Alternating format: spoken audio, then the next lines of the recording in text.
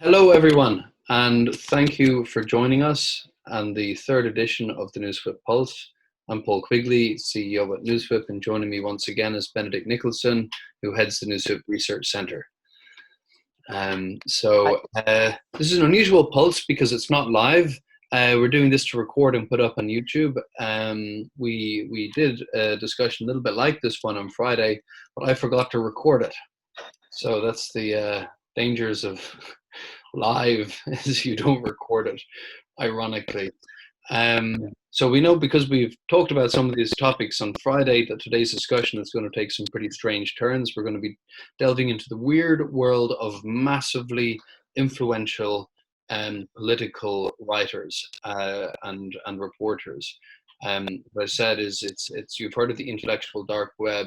This is the anti-intellectual dark web, which is significantly more influential in terms of how much engagement it gets. These are writers who you've never heard of, whose stories get tens of millions of shares on a monthly basis.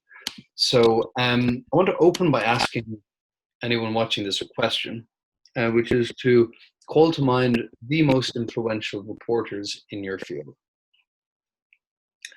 And then to ask yourself, how do you know? And what makes you think they're the most important?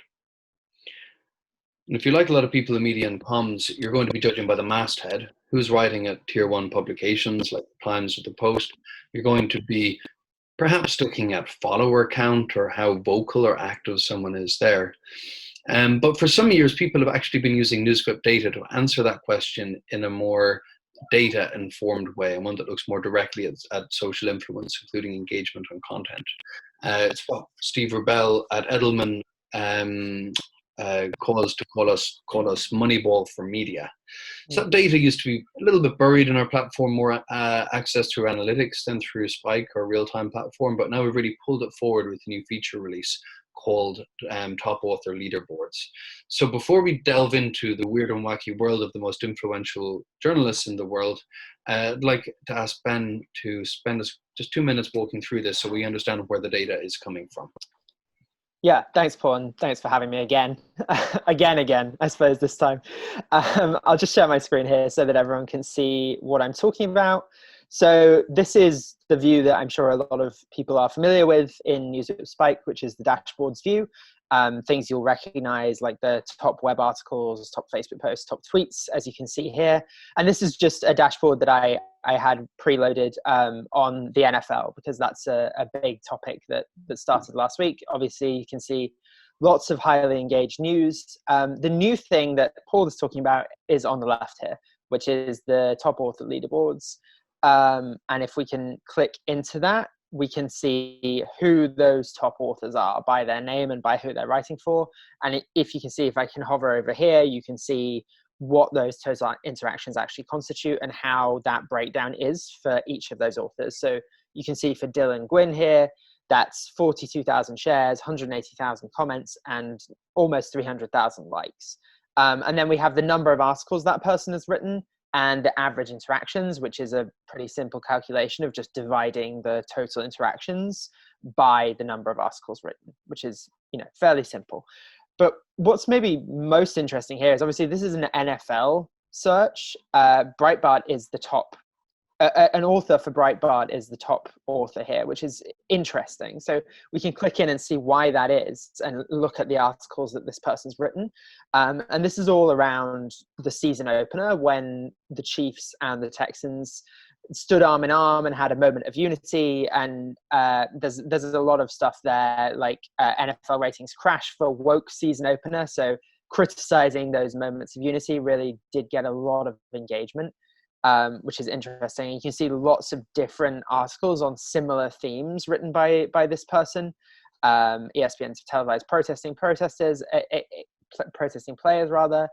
So that's an interesting angle you can see from Dylan Gwynn there, and it kind of feeds into the broader theme of this webinar, which is that politics does tend to infiltrate and then dominate everything.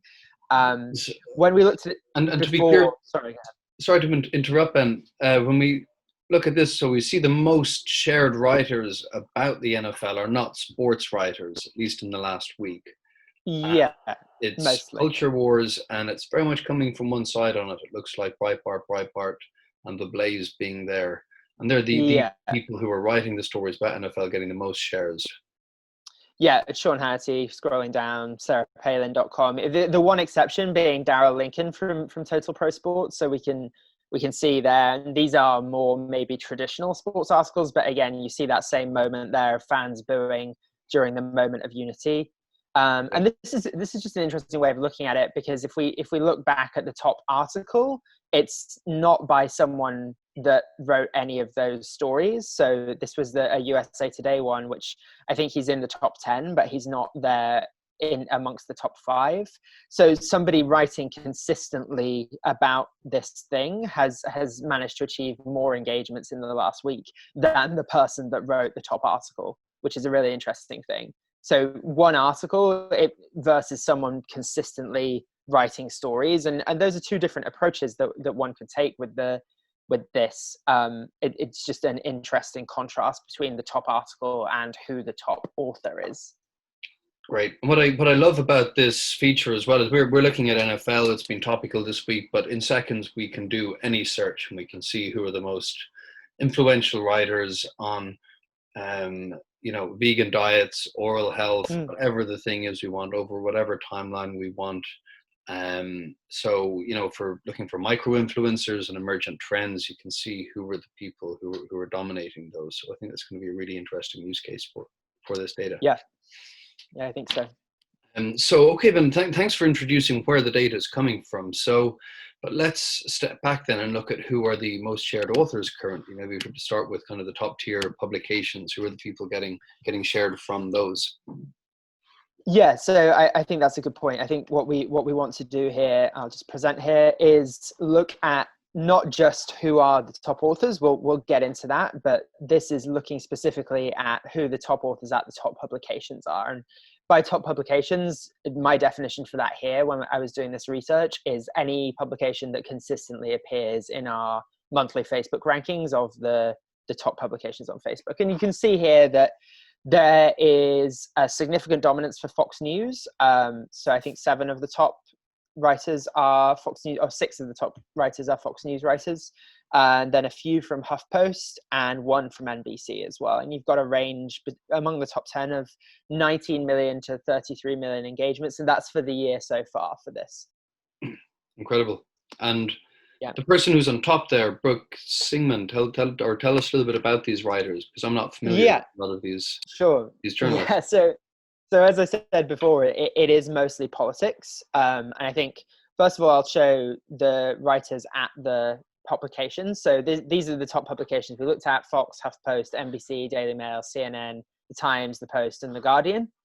And you can see that there's a significant variance in the top journalists at each. And I think, interestingly, the ones that are probably more household names are the ones that actually got fewer engagements.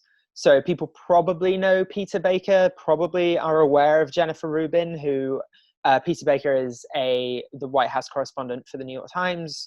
Jennifer Rubin is a commentator at the Washington Post, political commentator. Basically, all of these are political writers. I can take you in quickly to show Brooke Singman, who is at Fox News here.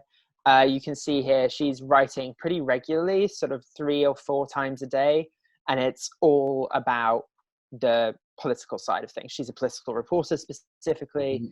We can see lots of White House stories, lots of Trump stories, Mueller stories, the Trump Woodward tapes that came out last week, Trump renewing Cuomo feud. It's all very politically driven.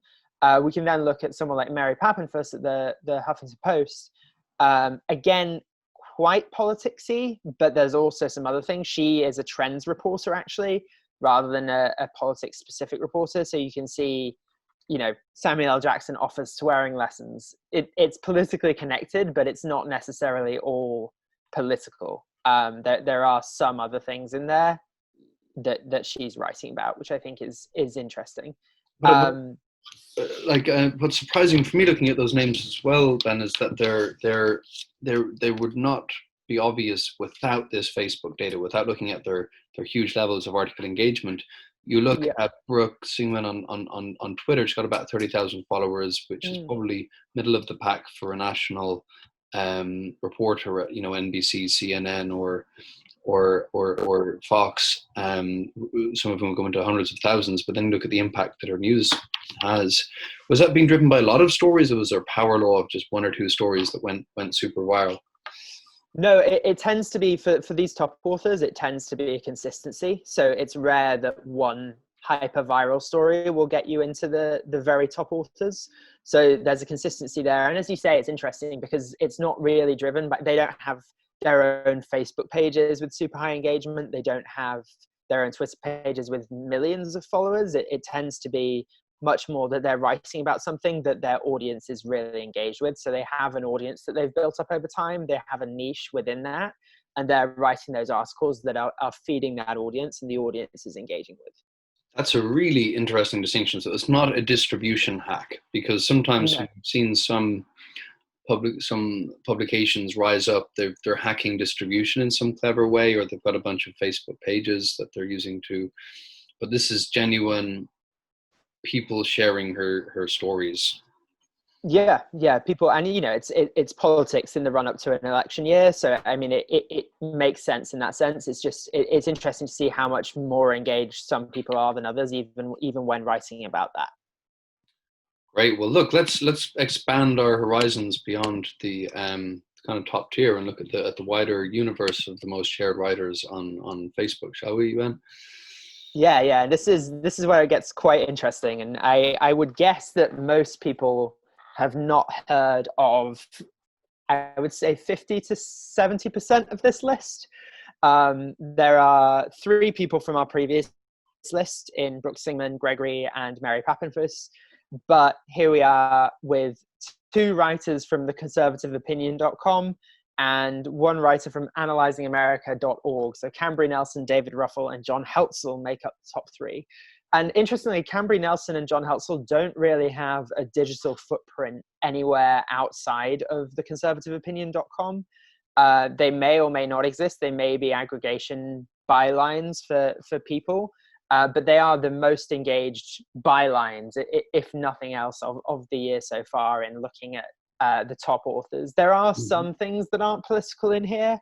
So charity at thehorsemafia.org has gone viral a bunch of times through writing kind of that feel-good content that was really working at the beginning of the year, less so now, honestly, but that, give your mother a hug this Mother's Day, or why we should celebrate our family, or all that kind of, almost meme-like articles that people widely share. And that you get the same with Inspire Uplift there in 5th place, is that those were doing really well, but the rest are really all politics, and quite generally quite right-wing politics as well. We shouldn't make light of the importance of charities contribution here in an otherwise rather negative news cycle, right? Yeah, no, indeed. More hug your mother memes in the world of 2020. What's jumps out at me is this is a lot like Kevin Roos's lists of the most shared Facebook page posts, and now we're seeing people, passionate audiences and very often small, new, niche publications going, really connecting with those audiences. Like, how big of a newsroom are some of these new outlets like the Conservative Opinion?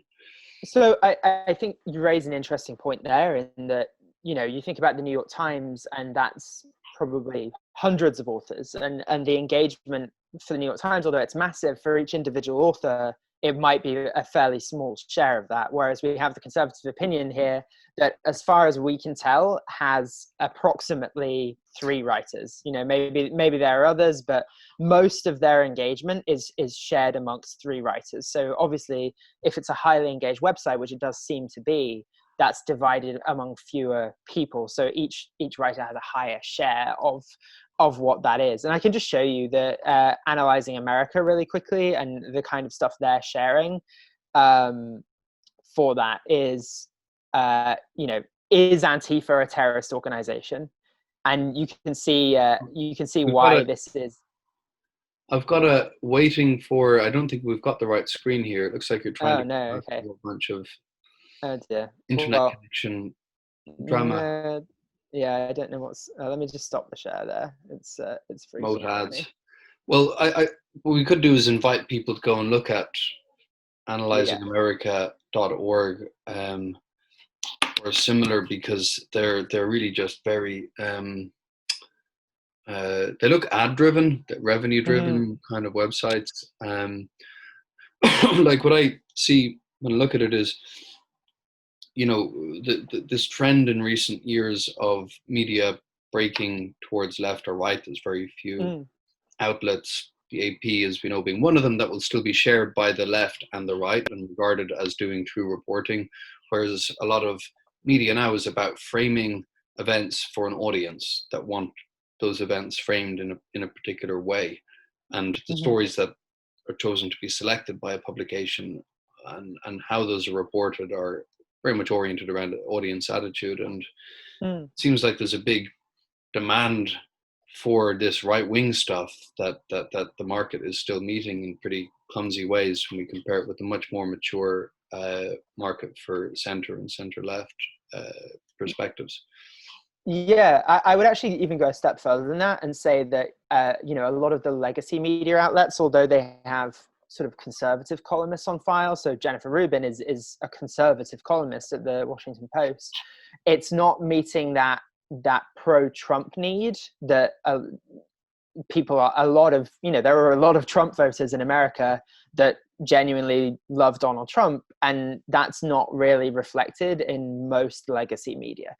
Even at nominally conservative places, conservative and pro-Trump don't necessarily line up Yeah. in that way. So I think this is kind of a new media that has been created and is succeeding to try to fill that pro-Trump void, I think. Yeah, we're not talking about the Koch brothers reason.com type. We're not talking about the National Review. We're not talking about, small government conservatives are talking about populist type writing, Mm, outrage. A lot of it's critical of the other side, though. Sometimes it's unclear if a lot of it kind of stands for anything other than the other side are bad guys and hypocrites and misled and devious, mm. which seems to be a common attitude right now. So, okay, we could really get stuck into that stuff, and I find it Yeah. fascinating. But that means it's time for us to maybe dig into something a little bit more specific and show that Mm. everything isn't politics, right, Ben? Can we talk a bit about the most shared tech writers?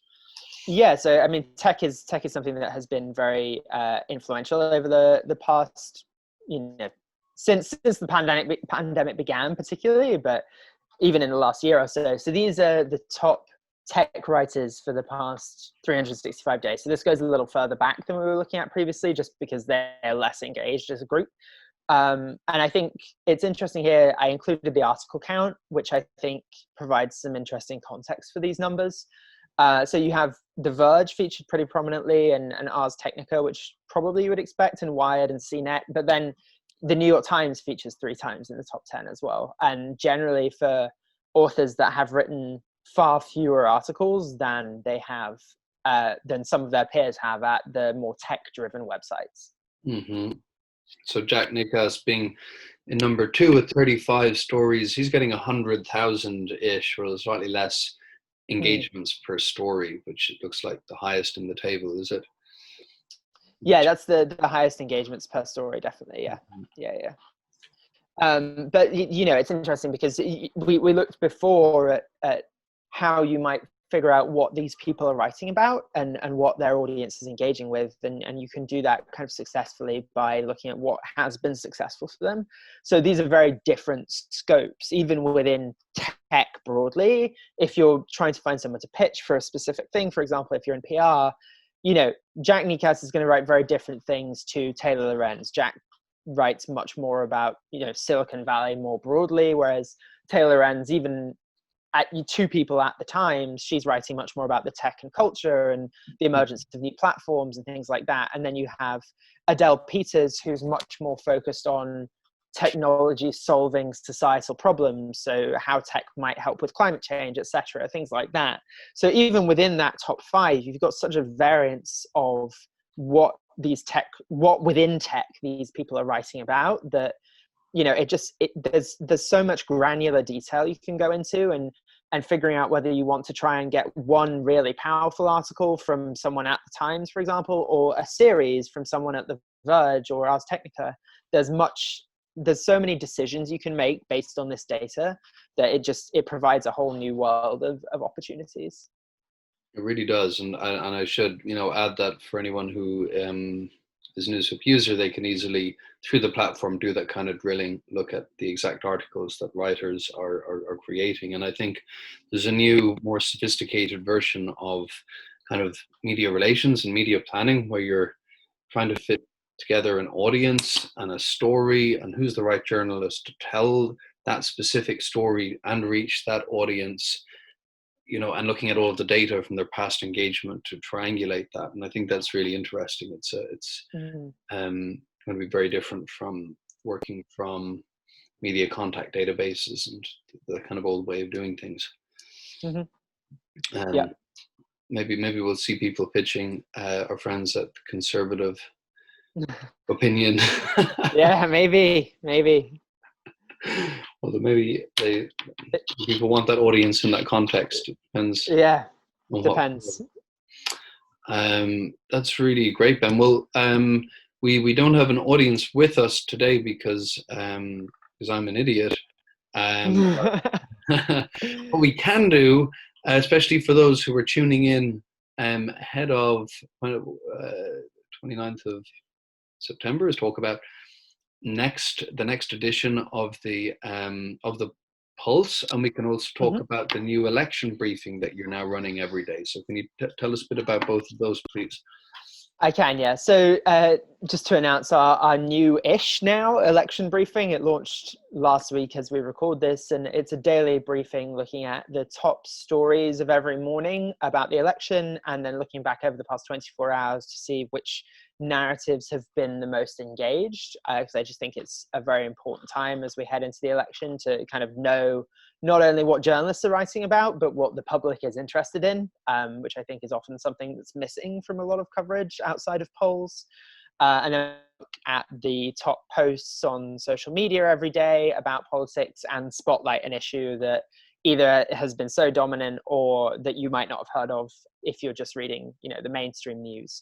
And then kind of tied into that, we have our next edition of the Pulse on September 24th, when we will have Neal Rothschild from Axios to discuss the NewsWhip-Axios 2020 election tracker, which we've been running for about a year and a half now, first through the Democratic primaries and now right up to the election, looking at who will be the most talked about politician originally, and now the issues that are most talked about as we approach the election. So join us for that. It should be a really good conversation. And as ever, if you have any questions about any of what we've gone over here today, please do reach out to us at marketing@newswhip.com. We'll be more than happy to answer you or try and guide you in any way that we can.